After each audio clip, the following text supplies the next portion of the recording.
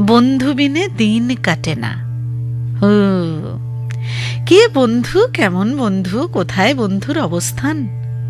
আমার মতে উৎসবে বসনে চৈব দুর্ভিক্ষে রাষ্ট্র বিপ্লবে রাজদ্বারে যা তিষ্ঠতি সা বান্ধবঃ। আনন্দেও কাছে থাকে, নিরানন্দে বিপদেও পাশে থাকে, ছায়ার মতো। তার বুকে মুখ গুজেই খুঁজে পাই পরম আশ্রয়। একইভাবে কার্যকারণ নির্ধারণ করি বন্ধুর সহায়তাতেই। নির্জনতা অনুভবই করিনি, পাশে যে বন্ধু, বরং কখনো কখনো দুষ্টুমি করে সময়কে ভুলিয়ে দিয়েছে। সময়ের কাজ সময় করতেই পারিনি। একদিকে বন্ধুকে নিয়ে অন্যদিকে কাজ করতে গিয়েও গোলমাল ঘটিয়েছি। শিরোনাম জুটেছে অঘটন ঘটন পটিয়সী। তবুও ছাড়ালেও যে ছাড়ে না।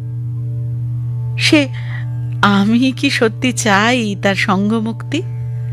তার সঙ্গে বন্ধুত্বে আমি পেয়েছি যে সক্রিয় মস্তিষ্ক, সমৃদ্ধ হয়েছে চিন্তনে, কল্পনা শক্তিতে, সৃজনশীলতায়, শব্দ চয়নে, যুক্তিবোধে, শব্দ ভাণ্ডারে, লিখনে, প্রশান্তিতে বিনোদিত আমি। আমার অভিজ্ঞতা ছড়িয়ে দিয়েছিলাম ছাত্রীদের মাঝে, গড়ে তুলেছিলাম লাইব্রেরি। জোনাথন সুইফটের ভাষায় বই হচ্ছে মস্তিষ্কের সন্তান। ভালো বই পড়ার অর্থই শতাব্দীর সেরা মানুষদের সঙ্গে সংযোগ সাধন। আমার বড় শ্রীমানের অক্ষর জ্ঞানের সঙ্গে পরিচিতির আগেই তুলে দিয়েছি হাতে ইলাস্ট্রেটেড বুকস। তার আগে গল্পটা বলতাম। গল্প আর ছবির মেলবন্ধন ঘটত আচরণে, খিলখি দিয়ে হাসত। এরপর স্বাক্ষর। বই ছাড়া ওকে কল্পনাও করা যেত না। First reader.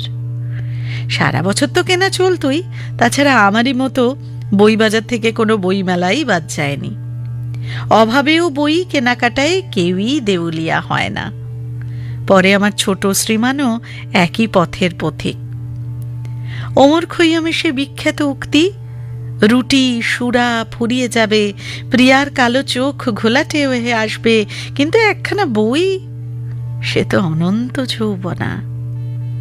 সুতরাং আমার বন্ধু বই হোক প্রত্যেক মানুষের উত্তম বন্ধু, এবং বইয়ের সঙ্গে হোক আমাদের মিতালি। আমরা যেন বই কিনতে, পড়তে, লিখতে, অন্যকে পড়তেও উৎসাহিত করতে পারি।